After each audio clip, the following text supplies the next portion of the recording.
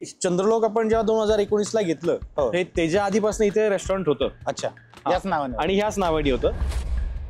ह्या नावाबरोबर ज्या चांगल्या गोष्टी जेवढ्या होत्या तेवढ्या वाईट गोष्टी आधीचे जे कोण मॅनेजमेंट वगैरे होते, सो त्यांच्याकडनं जे काही चूक झाल्या होत्या त्यामुळं इथे राहणाऱ्या लोकांचं असं झालं होतं की चंद्रलोक म्हणजे तेच एक कार्टून होतं ना डोरेमॉनचं, की त्याला काही झालं तर डोरेमॉनला सांगतो की डोरेमॉन त्या पिटाऱ्यातून काय काढायचं त्याला द्यायचा. बरोबर. त्यामुळे आपल्याला काही कळ वाटलं, बाबा फोन केला, सांगितलं मला हे पाहिजे, मला हे पाहिजे, आज संध्याकाळी हे खायचं, दुपारी कॉन्टिनेंटल खायचं, सकाळी साऊथ इंडियन खायचं. जेवणात केस निघणं किंवा बऱ्याच ठिकाणी काहीतरी थोडं आळी वगैरे निघणं म्हणतो, किडा वगैरे निघणं म्हणतो, हे कुठलाच हॉटेलवाला, कुठलाच रेस्टॉरंटवाला हा इंटेन्शनली करत नाही. बरं. ती डिश रिप्लेस करायची आणि कस्टमरनी कितीही शिवाय दिल्या, कितीही काही ओरडला, फक्त एक तोंडावरती स्मित हास्य ठेवून फक्त ते ऐकायचं आणि ती डिश रिप्लेस करायची. आणि त्यानंतर एखाद्या कस्टमर म्हणला मी या गोष्टीचं बिल देणार नाही किंवा मी बिलच देणार नाही, तुम्ही त्याला हो म्हणून टाका. माणूस खूप हायपर होतो लगेच या गोष्टीला. मेजॉरिटी बरोबर आहे, खूप कमी आहेत जे समजून घेतात ठीक आहे चुकून झालं असेल. त्यामुळं ह्या गोष्टीला तर हाच आहे की बा ठीक आहे काय हरकत नाही. हॉटेल इंडस्ट्रीमध्ये फूड जास्त महत्वाचं आहे की सर्व्हिस जास्त महत्वाची? सर्व्हिस. फूडपेक्षाही सर्व्हिस जास्त, सर्व्हिस महत्वाची. ठीक आहे, मला तिथलं बटर चिकन खूप भारी भेटतं, पण याला तिकडे सर्व्हिसच नाही. तुम्ही मग किती वेळा जाणार आहे?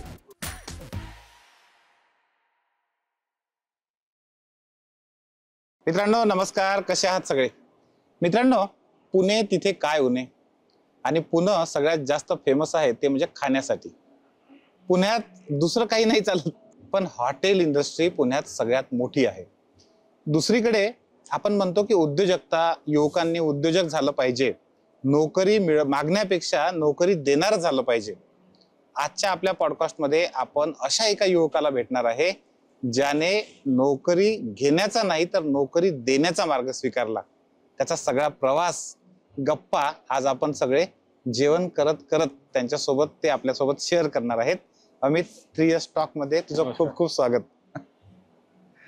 अमित, मला सांग, मी जसं म्हटलं की नोकरी मागण्यापेक्षा नोकरी देणार झालं पाहिजे. म्हणजे जेव्हा एखादा युवक करिअरच्या दृष्टिकोनातून विचार करतो, 70-80% किंवा त्याही पेक्षा जास्त लोक नोकरीचा विचार करतात की मी कुठे नोकरी करू. म्हणजे अगदी खूप हुशार असलेले लोक सुद्धा. तर तुझ्या डोक्यात पहिल्यांदा हे कुठं आलं की आपण हॉटेल इंडस्ट्रीत गेलं पाहिजे किंवा उद्योजक झालं पाहिजे, बिझनेस केला पाहिजे, असं सगळ्यात पहिल्यांदा कधी वाटलं? हे लहान शाळेत असताना एक जेव्हा मी अभ्यास वगैरे जेव्हा करत नव्हतो, तेव्हा वडील नेहमी सांगायचे की बाबा आज अभ्यास केला, आज चांगले मार्क आले तर उद्या आराम भेटेल. बरोबर आहे. आज जर मजा केली तर मग उद्या तुला कष्ट घ्यावे लागतील. बरोबर आहे. बिझनेसचं आणि नोकरीचं असंच आहे. जेव्हा तुम्ही बिझनेस करता सुरुवातीला तुम्हाला कष्ट आहेत. बरोबर आहे. एकदा तो बिझनेस तुम्ही सक्सेसफुल झाला त्यानंतर तुम्हाला आराम. म्हणजे वडिलांनी बाळकडू दिलं समजा उद्योजकतेचं. पहिल्यांदा असं कधी पण सुरुवात कधी केली व्यवसायाची? हो, माझं एक शिक्षण वगैरे इंजिनिअरिंग वगैरे झाल्यानंतर. अच्छा, साधारण कोणत्या वर्षी? साधारणतः 2018 एंडिंग, इयर एंड. बरं. आणि मूळ गाव कोणतं? मूळ तसं मी बार्शी, सोलापूरचा. अरे वा, तिथून येऊन पुण्यामध्ये? नाही, माझं जन्म शिक्षण सगळं पुण्यातच झालं. वडील पुण्यात आले होते. वडील पुण्यात आले होते आणि बाकी मग सगळं माझं एज्युकेशन, इंजिनिअरिंग वगैरे सगळं इकडे पुण्यातच झालं. बरं. मी राहिलाही पुण्यातच. बार्शी सारख्या भागातून आल्यामुळे कष्टाचं बाळकडू घरातच मिळालं. हो, नाही का? बरं. आता सध्या पुण्यामध्ये आपले कुठले कुठले हॉटेल आहेत? पुण्यामध्ये राजाराम पुलाच्या इकडे एक आहे चंद्रलोक. आता आपण जिथं बसून आहोत. हो, आता चंद्रलोक. हे चंद्रलोक आपल्या महालक्ष्मी लॉन बरोबरचं. हे चंद्रलोक. नंतर पुन्हा नंतर हिंजवडी, आपलं नाही हिंजवडी नाही, बुगाव रोड जो आहे, चांदणी चौकातून आपण बुगावला जातो, तिकडे पिरंगुट घाटाच्या अलीकडे सेंटोरिनी ब्लू म्हणून एक आहे. अच्छा.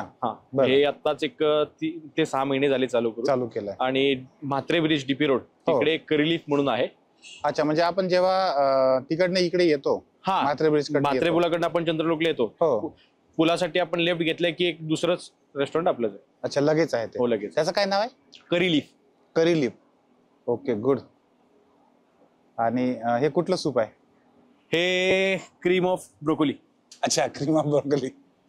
बरं, आता हॉटेल इंडस्ट्रीमध्येच यावं असं काही कधी ठरवलं होतं? नाही असं ठरवलं नव्हतं, आलो एक थोडं ऍक्सिडेंटली आलो. म्हणजे ऍक्च्युली इन्सिडेंट असा झाला होता, माझं इंजिनिअरिंग झाल्यानंतर मी मर्चंट नेव्ही साठी जॉईन केलं होतं, मी आणि दादा, मी दोघांनी. अच्छा. सो मग त्यासाठी आम्ही एक 6-7 महिने आम्ही जयपूरला होतो. आणि मग मीन टाइम मध्ये वडील जॉब करतात. वडील आज पण कोकोकोला मध्ये जॉबला आहेत. बरं. हा. सो वडिलांनी एक छोटंसं रेस्टॉरंट होतं, इथून जवळच आहे. अच्छा. सो तिकडे ऍज अ इन्व्हेस्टर म्हणून त्यांनी इन्व्हेस्ट केले होते. बरं. आणि मग जे ऑपरेशन वगैरे जे कोण बघत होते ते थोडं फायनान्शियल त्यांचे स्कॅम वगैरे असे काहीतरी झाले. ओके. आणि मग जेव्हा नेव्हीचं हे पूर्ण करून आम्ही इकडे आलो, तेव्हा वडिलांनी म्हणले की बाबा तुम्ही आता आहात 2-3 महिने इकडेच. तर मग दादाला सांगितलं ऍक्च्युली त्यांनी, किंवा तुम्ही बसल्या बसल्या संध्याकाळच्या वक्ती तू जरा जात जा. दादा म्हणजे मोठे भाऊ? मोठा भाऊ. ते पण व्यवसायात आहे? हो, ते आम्ही दोघं ह्याच व्यवसायात. अरे वा, पूर्ण दोघंही बंधू आहेत टोटल. Very good. येस. हो. शिवकमल त्याचं नाव होतं. अच्छा, त्या हॉटेलचं का? एक छोटं होतं ते. कुठं होतं? करवणेकर मध्येच होतं, स्पेन्सर चौकात. बरं बरं. मग तिथून सुरुवात केली? हा, तिथून सुरुवात. पण पहिली सुरुवात दादानी केली. अच्छा. मग त्याला बघून थोडं मग मी येत बसतो, मलाही थोडस आवड डेव्हलप झाली. आणि मग तेव्हा दुसरं असं होतं आईचं, की बाबा परत तुम्ही नेव्ही मध्ये जाऊ नका, माझी मुलं माझ्या जवळच राहिली पाहिजे.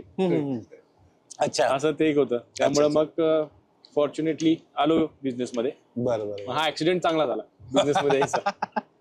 Yes yes. आपण असं म्हणू शकतो की ते जे छोटं हॉटेल होतं ते एक प्रोटोटाईप म्हणून त्याने काम केलं. हो. आणि आता हे जे आपलं हॉटेल आहे याची पूर्ण कॅपॅसिटी किती आहे मग? इथे आता आहेत ना, 3 सेक्शन आहेत. बरं. एक फॅमिली सेक्शन आहे, एक लाऊंज सेक्शन आहे. क्लबचं काम चालू आहे. एक 10-15 दिवसात आता आमचा क्लब पण ऑपरेशनल चालू होईल. ओके. असे 3 सेक्शन आहेत. सो फॅमिली सेक्शन आणि लाऊंज सेक्शन इकडे 300चं सिटिंग आहे, म्हणजे 200 इच असं म्हणता येईल. आणि क्लबचं नियर अबाउट 100. साधारण हा जो सेटअप आता आपण ज्या ठिकाणी बसून आहोत याला आता किती दिवस झाले?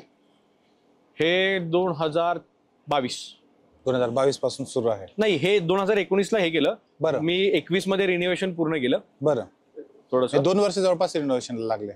नाही, काम चालू होतं. म्हणजे पहिल्यांदा 19 ला जेव्हा चालू केलं, मार्च 2019 ला चालू केलं. मग आपल्याकडे मार्च 2020 ला कोरोना आला. कोविड मध्ये मग रेस्टॉरंट बंद. मग ह्या 2 वर्षात जे काय बंद होतं, मग आता हे चंद्रलोक जे आहे ते थोडंसं गार्डन ओपन एअर रेस्टॉरंट आहे. त्यामुळे मग कोविड मध्ये प्रॉपर्टी एवढी डॅमेज झाली, बट ऑब्वियस उघड्यावरती ओपन होतं, त्यामुळे धूळ, ऊन, पाऊस, वारा, बरोबर, या सगळ्या याच्यामुळे प्रॉपर्टी डॅमेज खूप झाली.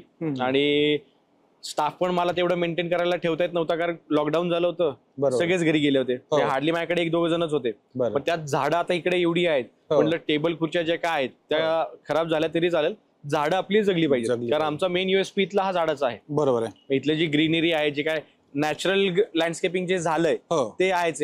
ओके. आणि तो जास्त हे महत्वाचा आहे. त्यामुळं झाडच ची काळजी घेण्यात स्टाफचा माझा सगळा दिवस जात होता, जे 1-2 जण होते. त्यामुळे मग बाकी ह्या मटेरियलिस्टिक गोष्टीचे एवढं मेंटेनन्स झालं नाही, मग ते सगळं खराब झालंच. आणि त्याच्यात 2 वर्ष बंद, बरोबर, त्यामुळे फायनान्शियल सेटबॅक पण हा खूप आला होता. आणि मग त्यानंतर आता करायचं तर होतच. मग परत आता नव्यानेच सुरुवात, एक काय म्हणतात, एक मॅच संपली, दुसरी नवीन मॅच, नवा गडी नवा राज्य सारखं ते झालं. त्यामुळे मग कोविड नंतर ते पण असं नाही वाटलं कधी की कोविड म्हणजे आपण एखाद्या व्यवसायाला सुरुवात करतो आणि एवढ्या मोठ्या प्रमाणात मोठा लॉस 2-2 वर्षाचा कंप्लीट सहन करावा लागला, तर नको आता हे करायला, आपण दुसरं काहीतरी करूया, बॅकफुटवर जायला पाहिजे, असा कधी विचार आला? असा विचार आला, बऱ्याचदा आला. इनफॅक्ट बऱ्याच लोकांनी आम्हाला ते सांगितलं, अरे नाही होणार, बंद करा. बऱ्याच लोकांनी मूर्खातही काढलं, मूर्खही समजलं. बरं. की अरे बाबा, हे 2 भाऊ आणि यांचे वडील हे काय वेडेत का, एवढा लॉस झालाय तरी अजून तिकडेच करतायत, सस्टेन करतायत. मग एकतर हे मूर्ख असतील किंवा यांच्याकडे पैसे भरपूर असतील. अच्छा. असा हा एक ओव्हरऑल सगळ्यांचाच गैरसमज झाला होता. बरं. पण मग एक म्हण आहे इंग्लिश मध्ये, if you ever think of quitting, remember Y you started. Yes, अगदी. हा एक होतं. आणि दुसरं, एवढं आम्ही ओतून घेतलं होतं ह्याच्यात, त्यामुळे हे हॉटेल चंद्रलोक हे म्हणजे थोडंसं अस्तित्वच झालं होतं.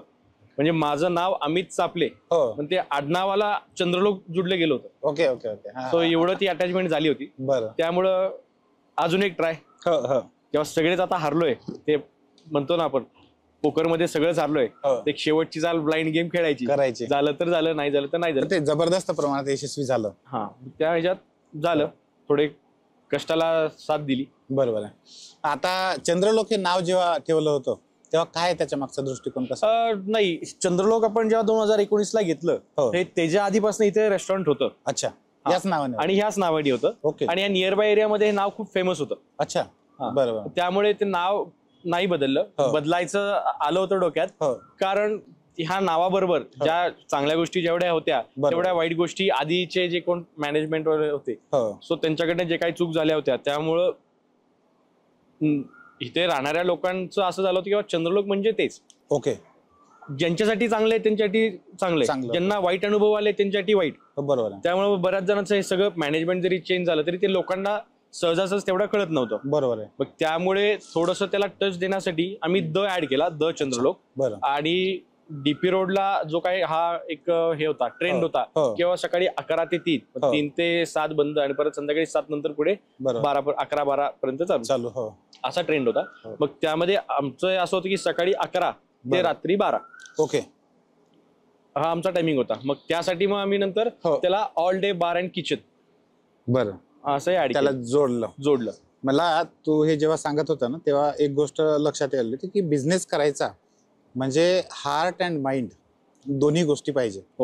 तुम्ही तिथे इमोशन्स नाही येऊ दिले. जे नाव होतं त्याचा बेनिफिट घ्यायसाठी म्हणून ते नाव कंटिन्यू ठेवलं.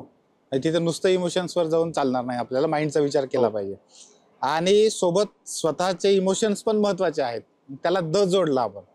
आणि मग पुढे त्याला कंटिन्यू करताना त्यात सर्व्हिस ऍड केली. मी त्याचं वेगळेपण पण झालं. म्हणजे उद्योजक म्हणून एखाद्याला जेव्हा विचार करावा लागतो तेव्हा हार्ट अँड माइंड दोन्हीचा म्हणजे नफा तोट्याचा विचार केला. तिन्ही ठिकाणी तुम्हाला स्वतःला उभं राहून तुम्हाला विचार करावा लागतो. एक ओनर म्हणून, एक कस्टमर म्हणून, एक स्टाफ म्हणून आणि एक इन्व्हेस्टर जर म्हणून, की बाबा मी जर इन्व्हेस्ट केलेत पैसे तर मला रिटर्न किती. तुम्हाला चारही ह्या ठिकाणी उभा राहून तुम्हाला विचार करावा लागतो. एक इन्व्हेस्टर म्हणून, कस्टमर म्हणून, ओनर म्हणून आणि एक स्टाफ म्हणून, की बाबा मी या कंपनीचा एक स्टाफ आहे, एम्प्लॉई आहे, माझी काय अपेक्षा असणार आहे. मी जर एक कस्टमर आहे, मी जर इकडे आलोय तर बट मला कस्टमर म्हणून काय पाहिजे, काय वाटेल, काय एक्सपेक्ट करेल मी. सो अशा चारही ठिकाणी साच्यात बसून आपल्याला विचार करून त्यातला जो काही लोएस्ट अंडरस्टँडिंग जो पॉईंट निघेल त्यावरती जर वर्क केलं तर मग आय थिंक थोडे बिझनेसचा एवढ्या खोलात जाऊन जो विचार आहे, म्हणजे एक नाही तर 4 अँगलनं विचार करणे, हे एखाद्या बी स्कूल मध्ये जाऊन शिकलास की कसं काम करत करत शिकलो. आता वय किती आहे? आता माझं वय 27 चालू आहे. फक्त 27व्या वर्षामध्ये एवढा खोलात जाऊन बिझनेसचा विचार केला समजा प्रत्येक गोष्टीचा, तर म्हणजे हे कसं झालं, कसं शक्य झालं? कारण मी बिझनेस करणारे खूप सारे लोक बघतो. बरेचदा कसं असतं ना, खूप म्हणजे पैसे आहे, वडील वगैरे पैसे लावतात म्हणून ते करतात, पण त्या खोलात घुसत नाहीत. हे जे एक नाही तर 4 भूमिकातून तुम्हाला त्या बिझनेस कडे पाहता येणं किंवा ते समजणं, मुळात तुम्हाला एक नुसता रेस्टॉरंटच्या व्यवसायाबद्दल जर सांगायचं जर म्हणलं तर रेस्टॉरंट चालू करणं हे बऱ्याच लोकांची एक बकेट लिस्ट मध्ये ऍड झालेला व्यवसाय.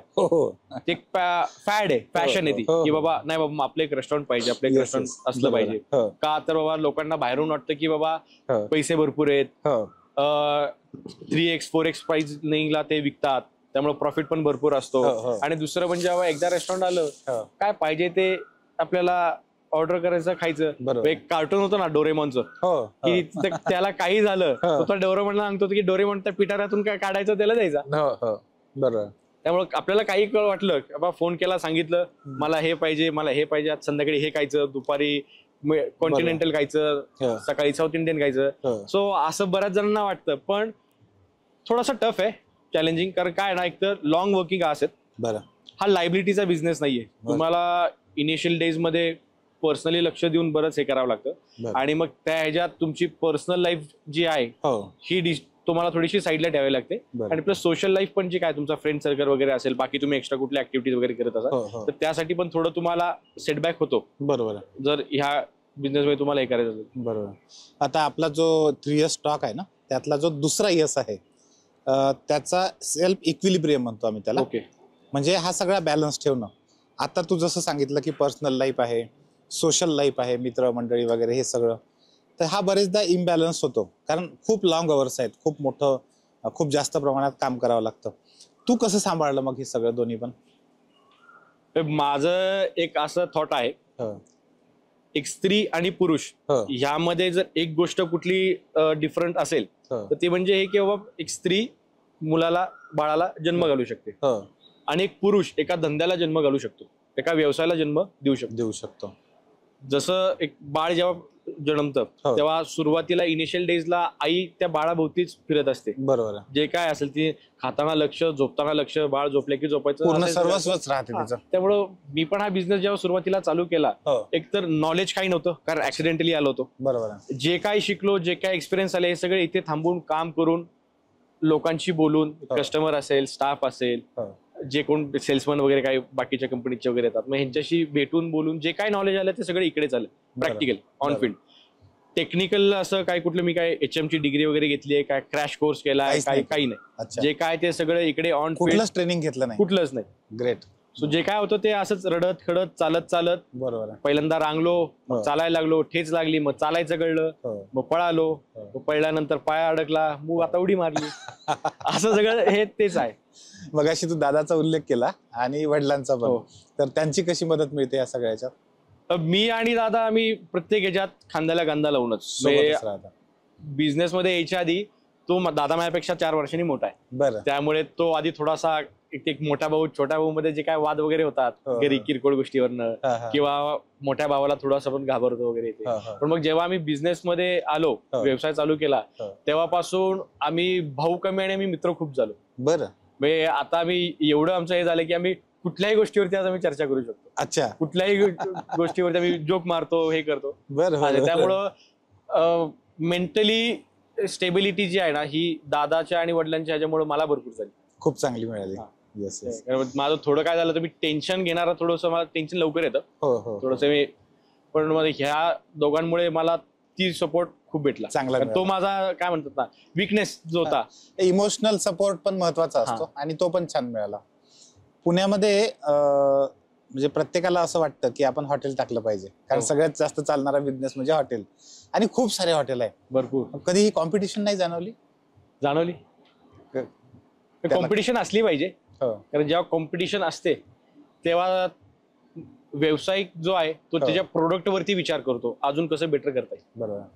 त्यामुळे कुठलाही बिझनेस असला कॉम्पिटिशन ही पाहिजे. हो ना. आणि लोकेशन कसं महत्वाचं असतं? आता आमच्या इंडस्ट्रीत असं फारसं नाही, हे 50-50 पण म्हणता येईल. अच्छा. हो. लोकेशनचं असंही नाही कारण बऱ्याच ठिकाणी अशी आहेत की ती एखादी पर्टिक्युलर गोष्ट फक्त त्याच ठिकाणी भेटते आणि लोक ती घेण्यासाठी खाण्यासाठी लोक कुठूनही जातात पण. त्यामुळे लोकेशनचं आम्हाला एवढं नाही हे फरक पडत. हे जे चंद्रलोक आहे हे अगदी राजाराम ब्रिजला लागूनच आहे. या लोकेशनचा आपल्याला बेनिफिट मिळाला? हो, भेटला. बेनिफिट भेटला. म्हणजे आता जर बघितलं तर हे थोडं डेड एंडलाच आहे. त्यामुळे इकडे जर यायचं असेल, रेस्टॉरंटला यायचं असेल तरच लोक इकडे वळतात, नाही तर तसं आजच काय म्हणण्याचं कारण नाहीये. पुढे रोड कनेक्टिव्हिटी वगैरे नाहीये. बरोबर आहे. त्यामुळे याचा फायदा तोटा दोन्ही आहे. आता मी त्या दिवशी आपण जेव्हा बाबा आणि दादा आपण सगळे बसलो होतो ना त्यावेळेस आपण सांगत होतो की इकडनं सिंहगड रोडमुळे आपल्याला पूर्ण जवळपास नाही म्हटलं तरी नांदेड सिटी पासूनचा एरिया मिळतो. या बाजूला सगळ्याच्या सगळी पुणे सिटी आहे आणि तिसरी सगळ्यात मोठी म्हणजे वारजे म्हणा, कोथरूड म्हणा, कर्वेनगर म्हणा, हा सगळ्याचा सगळा भाग तिसरा इकडून पण मिळतो. तर ह्या तीनही पुण्याच्या मुख्य भागांमधून आपल्याकडे कस्टमर येतात. बरेच जण असे आहेत आमच्याकडे जे पिंपरी चिंचवड, रहाटणी, परत गणपतीचं रांजणगाव, ओके, धानोरी, बरं, कोंडवा, अच्छा, इकडून येणारे बरेच आहेत. म्हणजे जे अशा काही फॅमिलीज एवढ्या आहेत की जेव्हा जे फ्रिक्वेंटली महिन्यातून माझ्याकडे 2 वेळा ह्या भागातून येणारे आहेत. बरं. आणि त्यातले काही असे जे पिंपरी चिंचवडच्या तिथं जे काय सिव्हिल सर्वंट जे आहेत ते त्यांच्या फॅमिली बरोबर येतात आणि ते 3 जनरेशन आहेत. म्हणजे मुलगा, आई वडील आणि त्यांचे वडिलांचे वडील. सो त्या आजोबांचं वय जवळपास 74-75 आहे. बापरे. बरं. आणि माझ्याकडे मी जी काही व्हीलचेअर ठेवली व्हीलचेअर ठेवायची पहिल्यांदा ते त्यांच्याकडेच बघून, कारण त्यांचं वय झालंय पण त्यांना इकडे यायला खूप आवडतं. ते पिंपरी चिंचवड ते इथं चंद्रलोक जर प्रवास बघितला तर साधारणतः 40 मिनिटाचा आहे. बरोबर आहे. ते आता वय झाले बट काय घराच्या शेजारी पिंपरी चिंचवडला भरपूर हॉटेल पाहिजे तेवढे तिकडून इकडे एवढे येतात. काहीतरी त्यांना वाटत असेल किंवा हॉटेल बद्दल काहीतरी चांगलं वाटेल त्यामुळे ते येतात आणि मग ते तिथून पार्किंग पासून इकडे टेबलला येईपर्यंत मग त्यांना ते मुलं घेऊन मग ते थोडस मला तेव्हा मला एक व्हीलचेअर जर आपण ठेवली तर मग आपल्याला असे कधी कोण वयस्कर आलं किंवा कोण हँडिकॅप आलं कोणाचा आहे बाबा ऍक्सिडेंट रेग्युलर येणारा कस्टमर चुकून कधी कुठे ऍक्सिडेंट झाला चालता येत नाही त्यामुळे ते व्हीलचेअरचे आणि मग ते झाल्यानंतर माझा जो काय पूर्ण रेस्टॉरंट आहे मग तुमचा सिटिंग एरिया असो किंवा बाथरूम असो सगळे व्हीलचेअर ऍक्सेसिबल आहेत. वा बर, हा जो विचार आहे म्हणजे एका कस्टमरचा सुद्धा विचार केला, कारण तो कस्टमर तेवढा आता त्याला 40 मिनिटाच्या दरम्यान 100 हॉटेल तरी लागत असतील. बरोबर, तो सगळे 100 हॉटेल सोडून देऊन तुमच्यापर्यंत येतो आहे, तर त्या एकट्या कस्टमरसाठी काय असेल पण आपण अगदी पाहिजे ती सुविधा दिली पाहिजे. हे सगळं अनुभवातूनच मिळालं. हो, प्रत्येक आज तुम्हाला ज्या एक फोन येतो कस्टमरचा इन्क्वायरीसाठी त्यांची रिक्वायरमेंट काय तुम्हाला माहित नाहीये. बरोबर, त्यामुळे तुम्हाला तुमच्याकडे एवढं प्रिपेअर ठेवायचं आहे. त्यांच्या 10 जर नीड असतील त्यातल्या मॅक्झिमम गोष्टीला तुम्ही हो म्हणलं पाहिजे. ही सर्व्हिस आहे माझ्याकडे, हो ही पण आहे, ही पण आहे. म्हणजे एक एक करून त्या सुविधा आणि हे सगळं मग डे बाय डे, कारण एकाच वेळी सगळं काय झालं नाही किंवा अनुभव मुळात शून्य होता. जे काय ते असेच प्रसंग एक येत गेले, त्यातनं एक गोष्ट शिकत गेलो, एक गोष्टीचा तसा मग चेंजेस करत राहिलो. बरं, बिझनेस म्हटलं की सगळ्यात मोठी अडचण आणि खास करून हॉटेल इंडस्ट्रीमध्ये तरी ती असते कामगारांची. स्टॉप जो आहे तो कसा मिळवता, मग कशा पद्धतीने हे पॉसिबल होतं? पहिल्यांदा जेव्हा केले होते एक जण ओळखीचे होते, सो ते एक शेफ होते. सो ते पहिल्यांदा आले होते चंद्रलोकला, त्यांनी बघितलं, त्यांना सांगितलं, त्यांना पहिल्यांदा एक आयडिया दिली काय असं असं रेस्टॉरंट आहे, हे आपण चालू करतोय, यातलं नॉलेज जे काय हे आम्हाला झिरो आहे, त्यामुळे जर तुम्ही बघणार असाल तर तुम्ही आमच्या बरोबर काम करा. बाकी जे काय रिक्वायरमेंट आहे हे सगळी तुम्ही सांगा, काय काय लागतं बिझनेस सुरू करायला. बरं, स्टाफ पासून इक्विपमेंट्स, मटेरियल्स वगैरे ते सगळे. बऱ्याच टेक्निकल टर्म अशा होतात ना जे रेस्टॉरंट चालू केल्यानंतर पण 8-10 महिन्यापर्यंत माहित नव्हते. म्हणजे उदाहरणार्थ आपल्या घरी जो आपण चहा वगैरे घेऊन ट्रे मध्ये, सो त्याला रेस्टॉरंटची जी टर्म आहे टेक्निकल त्याला साल्वर म्हणतात. अच्छा, सो हे मला रेस्टॉरंट चालू झाल्यानंतर 8-10 महिन्यांनी कळतं की ह्याला साल्वर म्हणतात. अरे बापरे. बरं, कारण काय होतं ना, कॅप्टन जेव्हा ज्या फ्लोअरवर असायचा, एक स्टीवर्ड जेव्हा काही घेऊन यायचा, जर त्याने हातात घेऊन जर येत होतो मग कॅप्टन अरे साल्वर में लेके. सो पहिल्यांदा ते साल्वरचं मला साल्या ऐकू म्हणलं, अरे ऐसा बार बार क्यों साल्या बोलतोय, साल्या नाही मी, तेव्हा मला कळलं ह्या तो साल्वर म्हणतोय. अच्छा, ओके. असे मजेशीर किस्से भरपूर होते. हो ना.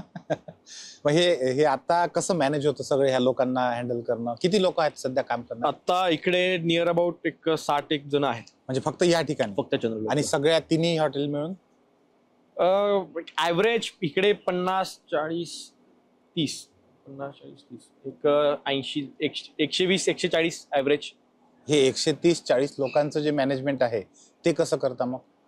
आता कसं आहे ना, माझे पार्टनर पण आहेत व्यवसाय, त्यामुळे करेलिफ्ट जे आहे सो तिथले मेन ऑपरेशन सगळे दादा बघतो. बरं, चंद्रलोकचं सगळं मी बघतो. अच्छा, भुगावचं जे आहे तिकडे एक पार्टनर आहेत, सो तिथले ऑपरेशन्स वगैरे ते सगळे मेजरली ते बघतात.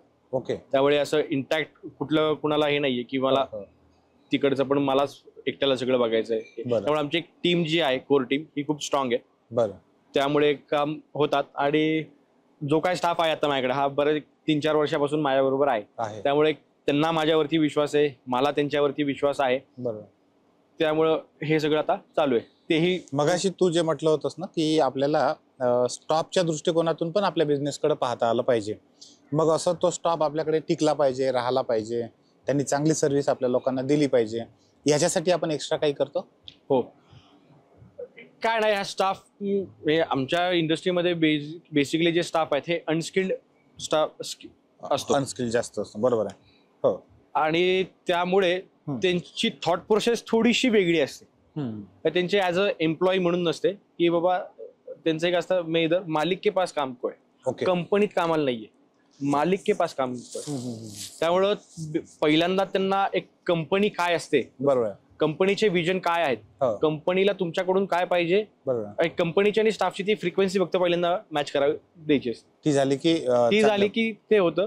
मेन टाइम मग बाकी तुम्हाला मग HR ऍक्टिव्हिटीज कराव्या लागतात. आता 1 मेला ड्रायडे होता. अच्छा, पण ड्रायडेच्या दिवशी रेस्टॉरंट बंद असतं. मग आता त्या दिवशी काय करायचं, नेहमी दरवेळेस ड्रायडेला स्टाफ आम्ही बंद असतं तर स्टाफ त्यांची सुट्टी घेतं, ज्याला जे पाहिजे, कोण आराम करतो, कोण फिरायला वगैरे जातं. मग ह्यावेळेस ड्रायडेला आम्ही काय केलं, आमचे तिन्ही हॉटेलच्या स्टाफला घेऊन बरं आम्ही क्रिकेट खेळायला गेलो. बरं हा इकडे शिंदे हायस्कूलला ग्राउंड आहे, बरं. तिकडे आम्ही क्रिकेट खेळायला गेलो आणि प्रॉपर म्हणजे हो. 11 जणांची टीम, फुल पिच बॉलिंग बरं असं करून सकाळी 11 ते संध्याकाळी 6 पर्यंत आम्ही क्रिकेट खेळलो त्या दिवशी. वा. आणि तुम्ही स्वतः त्यात सहभागी झाला? हो, मीही होतो त्यामध्ये. बरं. आता काय होणार, क्रिकेट कधी खेळलो नव्हतो बरं. आणि रोजची याच्यात हे नव्हतं आणि त्यामुळे फुल पिच बॉलिंग, एवढं मोठं ग्राउंड पडलं, अंग सगळ्यांचं दुखत होतं, सगळ्यांचं. दुसऱ्या दिवशी सगळेत ना हाताला धरून, पाठीला धरून, गुडघ्याला धरून चालत होते, काम करत होते. अच्छा. पण ह्यात मी एक बघितलं, हो. एखादा स्टाफ थोडं जरी काही झालं हो. तो मॅनेजरला फोन करून सांगतो, सर मी काय आज येत नाही, माझं अंग दुखतोय, मला सर्दी आली, डोकं दुखतोय. बरोबर. पण 2 तारखेला सगळ्यांचं एवढं अंग दुखत असताना सगळा स्टाफ आला, बरं. एकाने सुट्टी नाही मारली. अच्छा. का? कारण ते जे टीम बिल्डिंगचं जे काम झालं ना हो, तिथे त्यांना आता माझ्याकडे भरपूर हॉटेलमधलं वेगवेगळ्या हॉटेलमधलं आज माझ्याकडे काम आलं, तर त्यांना हे झालं, बाबा अशी ऍक्टिव्हिटी आजपर्यंत आमच्याकडे कधी झाली नाही. बरोबर. पण ही जी अटॅचमेंट त्यांना झाली कंपनीला, त्या अटॅचमेंट मुळे 2 तारखेला सगळा स्टाफ होता ऑन ड्युटी. बरोबर. ह्या सुद्धा गोष्टी अनुभवातून आल्या सगळ्या. त्यामुळे एक टीम बिल्डिंग करणं हे मस्ट आहे. बरोबर. त्याच्यानंतर एकटा माणूस खूप जोरात पळू शकतो, पण फार लांबचं टोक तो गाठू शकत नाही. बरोबर. त्यामुळे तुम्हाला टीम ही लागतेच. आता एवढ्या सगळ्या लोकांना तुम्ही ऍट अ टाइम सर्व्हिस देताय, ते मोठी टीम असणार आणि त्याला ते सगळं शक्य होणार नाहीये. खूप मोठी गोष्ट आहे. तर हे सगळं करत असताना फायनान्स खूप महत्वाचं असतं. हो. ते कसं मॅनेज केलं सुरुवातीपासून? सुरुवातीला होतं वडिलांचं, घरच्यांचं काही सेव्हिंग्स, बरं. त्यामुळे थोडं झालं सुरुवातीला. काही जास्त दिवस पुरलं नसेल? ते नाही पुरलं जास्त दिवस, ते म्हणजे कोविड यायच्या आधीच संपलं. हो. पण काय एक मार्ग येत होता, रेस्टॉरंट चालू होतं, त्यामुळे मग ते मनी रोटेशन जे काय होतं त्यातनं ते थोडंसं झालं सस्टेन. थोडं मग कोविड मध्ये परत थोडा सेटबॅक आला. बरं. काही ना काही थोडंसं काही सेव्हिंग्स होते, गोल्ड वगैरे जे काय होतं ते थोडंसं मॉर्गेज वगैरे करून आई वडिलांनी जो सपोर्ट केला तो पण खूप कामाचा ठरला. खूप कामाचा होता. आता हे सगळं सांभाळत असताना मग कुठले चॅलेंजेस, असं वाटतं की हे सगळ्यात टफ चॅलेंजेस आहेत? आता टफ चॅलेंजेस म्हणजे अपडेट आपल्याला स्वतःला कसं ठेवता येईल बिझनेसला. बरं. As per market need. बरं. ह्याचा कंटिन्यू तुम्हाला रिसर्च कुठे असं गरज वाटते की आपल्याला या क्षेत्रामध्ये अपडेट करायची गरज आहे स्वतःला? सॉरी, या क्षेत्रामध्ये अपडेट करायची गरज आहे असं कुठल्या क्षेत्रासाठी वाटतं? म्हणजे जसं मार्केटिंग आहे किंवा आता जे काय कॉम्पिटिशन चालू आहे, लोकांच्या जे काय नीड्स चेंज झालेले आहेत. ओव्हर द टाइम मी जेव्हा लहान होतो, शाळेत होतो, तेव्हा आम्ही जेव्हा हॉटेलला बाहेर जायचो तेव्हा एकदम बेसिक सिंपल होतं, आपलं जायचं, बसायचं, ऑर्डर करायचं, खायचं, निघायचं. बरोबर. त्यानंतर मग थोडंसं चेंज झालं किंवा रेस्टॉरंटवाल्यांनी थोडासा, ज्यांच्याकडे जागा आहे त्यांनी थोडा प्ले एरिया वगैरे वाढवला. बरोबर. त्यानंतर मग बाबा काही थोडं लाईव्ह म्युझिक वगैरे चालू केलं. त्यानंतर मग डिस्काउंटिंग ऑफर्स वगैरे हे चालू केलं. बरोबर. हा जो आहे डे बाय डे जो काय प्रत्येक इंडस्ट्रीमध्ये जो काय चेंज होतो, हा चेंज हा कंटिन्युअस अडॅप्ट करणं आणि तो इकडे आपल्याकडे ऑपरेशन मध्ये तो युटिलाइज करणं, हे थोडंसं म्हणजे हे जेवण आहेच, आधीपासून ते होतं, आताही आहे, पण त्यासोबत हा जो एक्सपिरियन्स, आधी ही फूड इंडस्ट्री होती, नंतर ही सर्व्हिस इंडस्ट्री झाली, आता ही लाईफस्टाईल इंडस्ट्री झाली. ओके. हे शब्द खूप महत्वाचे आहेत. हो. ते फूड इंडस्ट्री, नंतर सर्व्हिस इंडस्ट्री आणि आता लाईफस्टाईल इंडस्ट्री. कारण आता काय झालं ना, प्रत्येक तुमचं हे तुम्हाला एक फोटोजेनिक तुमची प्लेस पाहिजे. अच्छा. आल्यानंतर थोडंसं वेगळं पाहिजे. कस्टमरला नुसता फूड आणि सर्व्हिस नकोय, त्यांना थोड्याशा एंगेजिंग ऍक्टिव्हिटीज लागतात. बरं. कशा कशा देता मग? फॉर एक्झाम्पल म्हणजे लाईव्ह म्युझिक झालं किंवा काय, आता बऱ्याच ठिकाणी असे टेबल गेम्स ठेवतात. ओके. म्हणजे उनो म्हणा, जिंगा म्हणा, अशा छोट्या मोठ्या गेम्स असतात. बरं, बुक्स वगैरे ठेवायला लागलेत बघा हल्ली. अच्छा. बुक्स झालं, मॅगझिन झालं, हे जे काय आहे, किंवा आल्यानंतर माणूस त्याला काहीतरी एंगेजिंग पाहिजे. फूड आणि सर्व्हिस व्यतिरिक्त एक्स्ट्रा काहीतरी तिच्या नीड झालेली आहे, असलं पाहिजे. लाईफस्टाईलच्या दृष्टिकोनातून जर आता आपण पाहायला गेलो तर हॉटेलिंग हे एक मस्ट झालेलं आहे. म्हणजे 10 वर्षाच्या आधीची आणि आताची सिच्युएशन खूप बदललेली आहे. फ्रिक्वेन्सी वाढली आहे लोकांची रेस्टॉरंटला व्हिजिट करायची, खूप जास्त फ्रिक्वेन्सी वाढलेली आहे आणि तुम्ही म्हटलं तसं नीड वाढलेले आहेत. जे लोकांना नुसतं गेलं, जेवलं, आलं असं हॉटेलिंग नाही पाहिजे, तर ते एक्सपिरियन्स वालं जे आहे ते लाईफस्टाईलचं. तर ह्या लाईफस्टाईलमध्ये मग आता बिझनेसला पुढे कुठल्या लेवलवर न्यायचं असं काही विजन? हो, म्हणजे एक्सपान्शन तर आमचं चालूच आहे. बरोबर. एक्सपान्शनचा आमचा विचार असतोच. त्यात पण आता बिझनेस फिगर्स मध्ये वाढवण्यापेक्षा म्हणजे इथं माझं चंद्रलोकचा रिपीट गेस्ट किती आहेत, अच्छा, रिपीट गेस्ट कसं वाढेल ह्यावरती आता आमचा फोकस आहे. बरं. तर आता नुसता रेव्हेन्यू नाही मला वाढवायचा, मला रिपीट कस्टमर वाढवायचं आहे. बरं. रिपीट कस्टमर समजा आपण वाढवले तर आपला जो रेशो आहे, प्रॉफिटचा रेशो, तो वाढतो? नाही, प्रॉफिट रेशो जो आहे हा तुमचा कस्टमर रिपीटचा येऊ देत किंवा नवीन येऊ देत, त्यामुळे त्याचं काय नाही. रिपीट कस्टमर जरी आला तरी त्याला एक गोष्ट जर 10 रुपयाची आहे, walk in regular first time जरी असेल त्याची गोष्ट 10 रुपयाची ते नाही.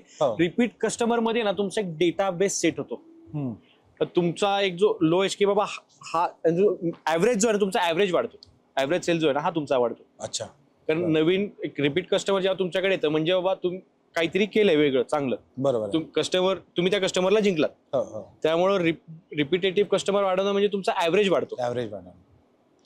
मार्केटिंगचं चॅलेंज कसं स्वीकारलं मग? मार्केटिंगसाठी काय काय करतो आपण? मार्केटिंगसाठी आहेत आता 2-3 गोष्टी. ऑफलाईन मार्केटिंग पण होतं, थोडं प्रिंट मीडिया थ्रू असतं, सोशल डिजिटल मार्केटिंग जे आपण म्हणतो डिजिटली चालू आहे. आणि मग त्यानंतर मग थोडेसे आम्ही इथे आल्यानंतर आम्ही थोडेसे एंगेजिंग ऍक्टिव्हिटीज घेतो. लाईक तुम्ही जर एक फोटो स्नॅप काढून जर तुम्ही फेसबुक, इंस्टाग्राम, स्नॅपचॅटला जर तुम्ही टाकलं, so dessert complimentary. Okay. Feedback form जो आहे तो जर आम्हाला तुम्ही भरून दिला, सो त्याच्या अगेन्स्ट आम्ही 10% नेक्स्ट व्हिजिटला फूडवरती डिस्काउंट देतो. ओके. हे आता सध्याचं अशा वेगवेगळ्या एंगलचं चालू आहे. गुड. आता हे सगळं आहे, हे करत असताना स्टॉप खूप महत्वाचा आहे. त्याचं जे हायरिंग आपण करतो, हे हायरिंग करत असताना काय चॅलेंज येतात? हायरिंग करताना बेसिकली काय होतं ना, स्टाफ जो काय आहे, मेजॉरिटी स्टाफ जो आहे या इंडस्ट्री मधला हा नॉन महाराष्ट्रीयन आहे. बरं. नॉन महाराष्ट्रीयन ह्यासाठी कारण आपल्या इथल्या लोकांचं आता आहेत महाराष्ट्रीयन लोक पण भरपूर आहेत माझ्याकडे. आपल्या इथल्या लोकांचं असं होतं ना बाबा, समजा आमची आठवड्याची जी सुट्टी असते सोमवार ते गुरुवार मध्ये असते. तुमचा विकेंड हा फ्रायडे, सॅटर्डे, संडे असतो. आमचा विकेंड हा सोमवार, मंगळवार, बुधवार, गुरुवार या 4 दिवसांमध्ये आम्हाला तो करायचा असतो. त्यामुळे आपल्याकडे काय होतं ना बाबा, सुट्टी दिली आजची, मग तो काय करतो, आज रात्री ड्युटी संपली, तो रात्रीच्या गाडीने गावाकडे जातो कारण उद्या त्याची सुट्टी आहे. उद्या तिकडनं गेल्यानंतर सर मी जरा गावी आलो तर असं येते, मी आज निघतोय त्यामुळे मी आज काही ड्युटीला येत नाही, मी परवा जॉईन करतो. अच्छा. सो मग वीक ऑफला घेऊन दुसऱ्या दिवशी दांडी मारणं हे सर्रास होतं. अच्छा. आणि मग इथं काय होतं ना या इंडस्ट्रीमध्ये, जर त्या माणसाचं काम ज्याचं आहे त्यांनी जर सुट्टी गेली तर त्याचं काम दुसऱ्या माणसाला करावं लागतं. बरोबर. तो नाही म्हणून आपण थांबता येत नाही. जसं आपण बँकेत जर बघितलं, कॅशियर जर असेल दुसऱ्याला करावं लागतं तर दुसरा करत नाही, किंवा तो कॅशियर लंचला आहे, जो लंच टाइम आहे तो बाबा बाथरूमला गेलाय, XYZ गोष्टी. इथं तसं नाही, तुमचा जर सर्व्हर नाही आहे, त्याने जर सुट्टी मारलेली आहे तर दुसऱ्या माणसाला त्याचं काम करावंच लागतं. बरोबर आहे. आमचं काम फक्त कस्टमर आल्यानंतर चालू नाही होत, की आला ऑर्डर घेतली त्याला सर्व केलं. तो यायच्या आधी टेबलचा सेटअप, साफसफाई, कुंड्या ज्या आहेत, इव्हन कुंड्यांची जे पाणी टाकल्यानंतर बाजूला जे पाणी पडतं तेही साफ करून ह्या हाऊसकीपिंगच्या टीमला घ्यावं लागतं. एवढं बारीक, कारण काय बघितल्यानंतर कुठं धूळ जर नाही दिसली तर बाबा हॉटेल स्वच्छ आहे. Yes yes. खूप बारीक सारीक गोष्टी आहेत असं आहे. आणि ह्याच गोष्टीमुळे बाथरूम जे म्हणतात ना, बाथरूम म्हणजे हॉटेलचा दागिना असतो. बरोबर आहे. आपण आवडताना दागिने घालून कसं आपल्याला एक लुक येतं, सो बाथरूम म्हणजे तसा एक दागिना असतो. त्यामुळे मी पहिल्यांदा रिनोव्हेशन करताना सर्वात पहिल्यांदा डिझाईन हे बाथरूमचं घेतलं आणि सर्वात पहिल्यांदा बाथरूमच काम केलं. कारण काय होतं, बऱ्याच ठिकाणी हॉटेल्स खूप छान झालेले आहेत पण बाथरूम जर बघितलं ना ते त्या अप टू द मार्क नसतं कम्पेअर्ड टू रेस्टॉरंट. त्यामुळे काय होतं ना, काय हे व्हायचं कारण म्हणजे असं आहे की आपण एक प्रोजेक्ट काढतो त्याची बाबा 10 रुपये कॉस्टिंग असते, कम्प्लिशनला येईपर्यंत त्याची कॉस्ट 15 होते, मग ते वाढतं, मग त्याचं सगळं कॉस्ट कटिंग त्या बाथरूम वरती निघतं. त्यामुळे बरेच रेस्टॉरंट असे आहेत की त्याचे बाथरूम तेवढे अप टू द मार्क नसतात जेवढं त्यांचं बाकी रेस्टॉरंटचा सिटिंग एरिया असतो. बरोबर आहे. त्यामुळे मग बाथरूम पण माझं खूप स्पेशियस आहे. बाथरूम आम्ही खूप हायजीन तिथेही मेंटेन करतो. ओव्हरऑल बाकी सगळीकडे मेंटेन. हे सगळे बारीक बारीक ज्या गोष्टी आहेत ना. अमित, मला सांग, आता हॉटेल म्हटलं सर्व्हिस इंडस्ट्री आणि खूप एवढ्या मोठ्या स्वरूपात आपल्याला करावं लागतं. अनेकदा आपण तर मुद्दाम करत नाही, पण कधीतरी काहीतरी एखादा खडा निघतो किंवा असं काहीतरी होतं, तर अशा वेळेस केस वगैरे निघतो एखाद्या वेळेस, अशा वेळेस कसं हँडल होते? मग जेवणात केस निघणं किंवा बऱ्याच ठिकाणी काहीतरी थोडं आळी वगैरे निघणं म्हणतो, किडा वगैरे निघणं म्हणतो, हे कुठलाच हॉटेलवाला कुठलाच रेस्टॉरंट वाला हा इंटेन्शनली करत नाही. बरोबर. आम्ही हायजीनचे जे काय प्रिकॉशन्स आहेत, ग्लव्स घालून, स्कल कॅप टाकून, ऍप्रन करून, क्लीन शेप वगैरे करून किचन स्टाफ ऑन ड्युटी आहे, हे आम्ही सगळं करतो. बऱ्याचदा काय होतं ना, इंटेन्शनली कळत न कळत कधी गोष्ट कुठे जाते सांगता येत नाही. त्यामुळं या सिच्युएशनला मला तरी असं वाटतंय ते निघालं. बरं. ती डिश रिप्लेस करायची आणि कस्टमरनी कितीही शिव्या दिल्या, कितीही काही ओरडला, फक्त एक तोंडावरती स्मित हास्य ठेवून फक्त ते ऐकायचं आणि ती डिश रिप्लेस करायची. आणि त्यानंतर जर एखाद्या जर कस्टमर म्हणला मी ह्या गोष्टीचं बिल देणार नाही किंवा मी बिलच देणार नाही, तुम्ही त्याला हो म्हणून टाका. कारण काय होतं ना, ह्याच्यात त्याच्या काळजावरती वार झाल्यासारखं माणूस खूप हायपर होतो लगेच या गोष्टीला. मेजॉरिटी बरोबर आहे. खूप कमी आहेत जे समजून घेतात, ठीक आहे चुकून झालं असेल. त्यामुळं ह्या गोष्टीला तर हाच आहे की बा ठीक आहे, काय हरकत नाही, नाईलाज आहे त्याला, नाईलाज आहे. कारण बरोबर इमोशनल क्वेश्चन त्यामध्ये भरपूर राहतो. तुम्ही केस खाऊ घालता, तुम्ही झुळं खाऊ घालता. कारण काय होतं ते आपण खातो ना, त्यामुळे ते खाताना अशी गोष्ट आली ते थोडंसं किळसवाणी वाटतं. अगदी अगदी. त्यामुळं त्या फ्लो मध्ये कस्टमर बोलतो, त्याला हेच असं मला तरी वाटतं. एक छोटाशी गोष्ट विचारतो तुला, हॉटेल इंडस्ट्रीमध्ये फूड जास्त महत्वाचं आहे की सर्व्हिस जास्त महत्वाची आहे? सर्व्हिस. अच्छा. फूड पेक्षाही सर्व्हिस महत्वाची. कारण फूड जे आहे ना हे अगिनत आहे, अनकाउंटेबल आहे. तुम्हाला एका ठिकाणीचा वडापाव आवडू शकतो, नेसेसरी नाही मला तिथला आवडेल. बरोबर आहे. तुम्हाला आवडतो, भरपूर गर्दी तिकडेही आहे, गर्दी मी जिथं खातो तिथेही आहे. तुम्हाला तिथला वडापाव आवडतो, मला इथला वडापाव आवडतो. तुम्हाला तिथला पिझ्झा आवडतो, मला इथला पिझ्झा आवडतो. त्यामुळं फूड जे आहे ना, फूड हे कधीच की ह्याच्यासारखं बटर चिकन कुठेच भेटत नाही, असं होऊ शकत नाही. ह्याच्यासारखा बर्गर अख्ख्या जगात कुठंच भेटू शकत नाही, असं कधीच होत नाही. बरोबर आहे. प्रत्येकाचं फूड जे आहे वेगळं असतं, खाण्यायोग्य असतं, लोक परत रिपीट जाऊ शकतात. पण सर्व्हिस जी आहे ना, तुमची सर्व्हिस किती छान, त्या सर्व्हिसमुळे लोक परत तुमच्याकडे येणार. बरोबर आहे. ठीक आहे, मला तिथलं बटर चिकन खूप भारी भेटतं, पण याला तिकडे सर्व्हिसच नाही. तुम्ही मग किती वेळा जाणार आहे? बरोबर. अरे ते प्राइझी आहे, फूड ऍव्हरेज आहे, पण सर्व्हिस छान आहे, तुम्ही तिकडे जाणार. हायजीन आहे, तुम्ही तिकडे जाणार. एक सेफ आहे, रिलॅक्स सिटिंग आहे, मग त्यांची प्राइस किती असली किंवा फूड किती ऍव्हरेज असलं, तुम्ही तिकडे जाणार आणि ते एक्सपिरियन्स क्रिएट करतो. आणि मग ह्या सगळ्या गोष्टी ह्या सर्व्हिस मध्येच येतात. त्यामुळे सर्व्हिसचा मुद्दा तू क्लिअर केला. मला तोच आता पुढचा प्रश्न विचारायचा आहे. चंद्रलोक मध्ये अशी कुठली डिश आपण युएसपी म्हणून चालवली?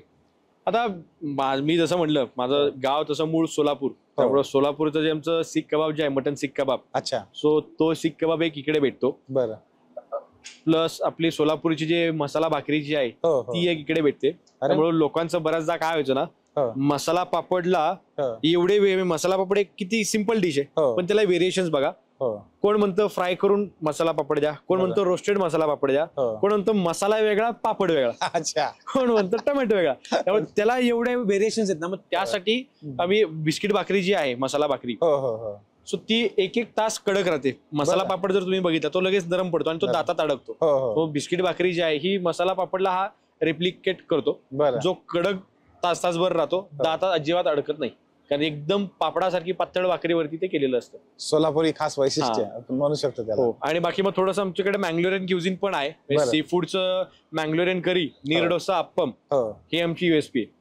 ओके. बऱ्याच आता काय व्हायचं ना, रेस्टॉरंट बार असल्यामुळे फूड बरोबर लोक ड्रिंक्स पण घेतात आणि आधी स्टार्टर्स वगैरे भरपूर होतात आणि मग पुढे मेन कोर्सला आहे ना थोडंसं बाबा काहीतरी लाईट खाऊ, मग त्यामुळे दाल खिचडी लोक बरीच खायची. अच्छा. मग बऱ्याचदा त्यांना खायचं असायचं, पण मग थोडं नाही बाबा स्टार्टर्स भरपूर झाले, मग हे नीर डोसा आणि मँगलोरियन जे काय व्हेज गस्सी म्हणा किंवा मँगलोरियन करी किंवा चिकन चेट्टीनाड करी, ह्याबरोबर नीर डोसा, अप्पम हे एकदम लाईट खाणं आहे. आणि नीर डोसा जो आहे हा वेगळा वाटला. मी त्या दिवशी जेव्हा टेस्ट केला त्यावेळेस मला तो खास वेगळा वाटला. हा कसा आयटम म्हणजे आपण बनवतो कसं? नीर डोसा तांदूळ आपले भिजत घालायचे रात्री, ते आपला डोशासारखं त्याला फर्मेंट वगैरे काही करायचं, फक्त पाण्यात भिजत घालायचे ओव्हरनाईट. दुसऱ्या दिवशी मिक्सर मध्ये ते टाकायचे, त्याबरोबर खोबरं टाकायचं, पिसून काढायचं. बरं. थिक पेस्ट होती आणि भरपूर पाणी टाकायचं. अच्छा. बरं.